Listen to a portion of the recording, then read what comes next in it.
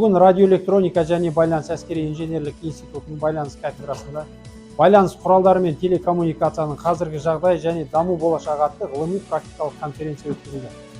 Бұл конференцияның мақсаты қарулы күштердің барлық салаларындағы байланыс құралдарының қазіргі жағдайы, оларға жасалынып жатқан даму болашағындағы шаралар іс жүзінде талқыланды. Конференциямызға біздің көрші мемлекеттерден Ресей Федерациясынан, Қырғызстан Республикасынан, Армения Республикасынан байланысшы мамандықтардың өкілдері қатысып, өз ойларын ортаға салды. Және де бұл конференцияда біздің Қазақстандағы жоғарғы әскери оқу орындары, Ақтөбе әскери оқу орнынан, Петропавл қаласындағы ұлттық ұлан әскери академияларының байланысшылары онлайн форматында баяндама жасап, біздің конференциямызға белсене атсалысты.